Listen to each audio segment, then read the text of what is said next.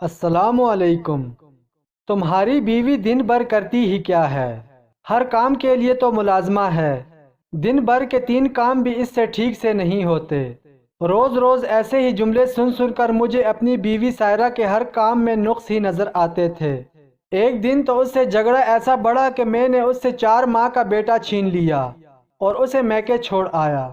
دراصل میں گھر والوں کے روز روز کے طعنوں سے تنگ آ چکا تھا۔ تمہاری بیوی کوئی کام نہیں کرتی، مجھے بھی ایسا لگنے لگا تھا۔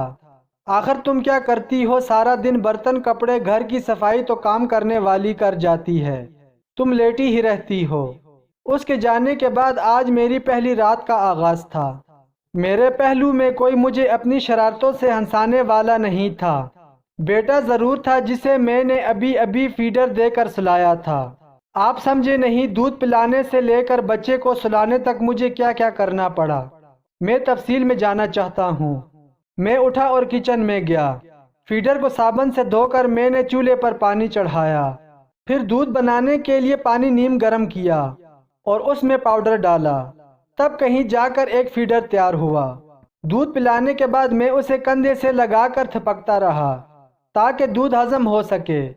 پھر اس کا پیمپر تبدیل کرنے کے لیے اسے لٹایا تو معلوم ہوا کہ بچے نے پاخانہ کیا ہوا ہے۔ اسے باتھ روم میں جا کر صاف کر کے واپس آیا تو اس نے دودھ کی الٹی کر دی۔ میں جلدی سے رومال اٹھانے کو لپکا۔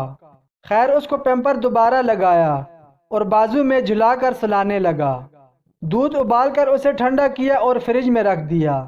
وہ ہوتی تو چائے بنا کر میرے ہاتھوں میں تھما دیتی، لیکن اب اتنے جمیلوں میں کون پڑے۔ ابھی اپنی روٹی پکا کر کھا لوں گا، لیکن آٹا ابھی تو وہ بھی گوندنا پڑے گا۔ شکر ہے سالن تو پکا پڑا ہے، بس کٹوری میں ڈال کر اوون کا بٹن ہی دبانا ہے۔ میں ذرا بیڈ سے بخیر اٹھا لوں۔ پیمپر، وائپر، کھلونے، فیڈر شیٹس کو ان کی مخصوص جگہ پر رکھا اور پھر یاد آیا صبح آفس جانے کے لیے کپڑے بھی تو استری کرنے ہیں۔ میں لگا کپڑے استری کرنے۔ ابھی شرٹ پریس کی تھی کہ بیٹا رونے لگا۔ اب کی بار میں نے اس کو جھولے میں ڈالا اور جھولا جھلانے لگا۔ بھوک سے میرا برا حال تھا۔ اللہ اللہ کر کے بچے کو سلایا اور ایک ریسٹورنٹ پہ کال کر کے کھانا ڈیلیور کرنے کا آرڈر کیا۔ آدھے گھنٹے بعد کھانا میرے سامنے تھا۔ میں نے بڑے بڑے لقموں میں کھانا ختم کر لیا، کیونکہ میں جانتا تھا اگر بیٹا دوبارہ جاگ گیا تو وہ کھانے نہیں دے گا، کھانا پڑا رہ جائے گا۔ پھر دوبارہ کھانا گرم کرنے کے لیے بھی ٹائم چاہیے اور مشقت بھی۔ مجھے اکتاہٹ ہونے لگی۔ گھڑی 11 بجا رہی تھی۔ میں بستر پر دھنس گیا۔ سائرہ، وہ چادر ہی الماری سے نکال دو، میں اوڑھ کر سونا چاہ رہا ہوں، لیکن نہیں، اب خود ہی اٹھ کر لینی پڑے گی۔ ابھی میں یہ سوچ ہی رہا تھا کہ UPS بھی جواب دے گیا اور پنکھا بھی بند ہو گیا، اس سے پہلے کہ گرمی کے سبب میرا بیٹا جاگ جاتا اور چلانے لگتا۔ میں نے بیڈ سے چھلانگ لگائی اور جھٹ سے دستی پنکھا الماری سے نکال لیا۔ میں اس کو پنکھا جھولنے لگا اور ساتھ ساتھ نیند کی شدت سے خود بھی جھولنے لگا۔ 12 بجے بجلی آئی اور میں فوراً ہی سو گیا۔ 2 بجے بیٹے کی رونے کی آواز سے میری آنکھ کھل گئی۔ اچانک 11 منٹ سے جاگنے پر میرے سر میں درد ہونے لگا۔ اسے بھوک لگی ہوئی تھی۔ میں سستی سے اٹھا اور اسے ڈبے کا دودھ بنا کر پلایا۔ 2:30 بجے کے قریب بیٹا سو گیا اور میں بھی۔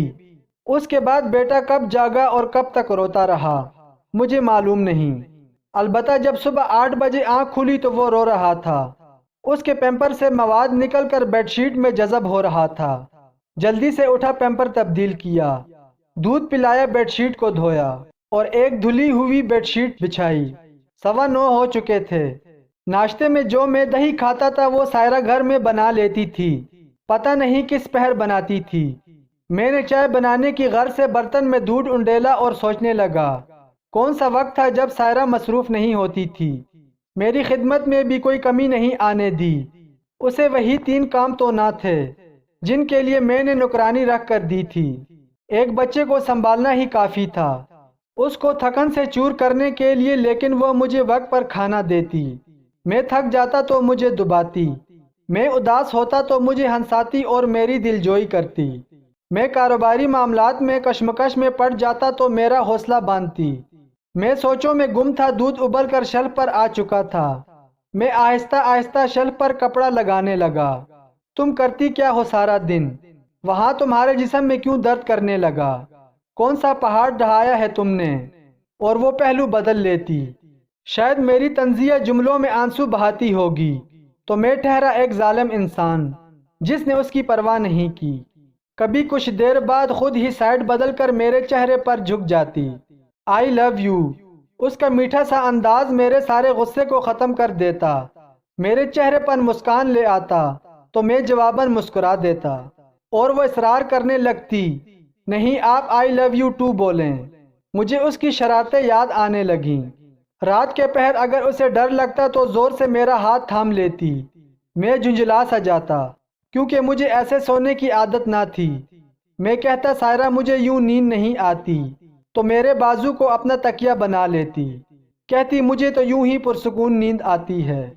اس کی باتوں میں کھو کر بھول گیا تھا کہ میں کچن کی صفائی کر رہا ہوں۔ صبح کے 10 بج رہے تھے اور کام پہ نیند نہ پوری ہونے کی وجہ سے میں نے چھٹی ماری، اور وہ سب اپنے اپنے کمروں میں مشغول تھے، جو ابھی کل ہی مجھے کہہ رہے تھے کہ تمہاری بیوی کوئی کام نہیں کرتی۔ کسی نے مجھے چائے کا ایک کپ بھی بنا کر دینے کی زحمت نہیں کی۔ میں نے بچے کو گاڑی میں ڈالا اور گاڑی ان راستوں پہ دوڑا دی جو راستہ مجھے ہمیشہ کے لیے سائرہ کے ساتھ جوڑنے والے تھے۔ وہاں پہنچ کر میں نے دونوں ہاتھ جوڑ کر معافی مانگی، اور وہ ہمیشہ کی طرح بڑا دل کر کے چلی آئی میرے ساتھ۔ شادی شدہ حضرات سے میری گزارش ہے کہ ٹھیک ہے سب کا حق آپ پر ہے، سب آپ کو مشورہ دے سکتے ہیں، لیکن ماں باپ کے بعد سب سے زیادہ حق آپ پر آپ کی بیوی کا ہے۔ اس کو ٹائم دیں، اس سے پوچھیں، اس کی دلجوئی کریں۔ سارا دن بغیر مزدوری کے بنا لالچ کے آپ کی، آپ کے بچوں کی، آپ کے خاندان کی وہ خدمت کرتی رہتی ہے، اور بدلے میں اسے کیا ملتا ہے یہ سب آپ جانتے ہیں۔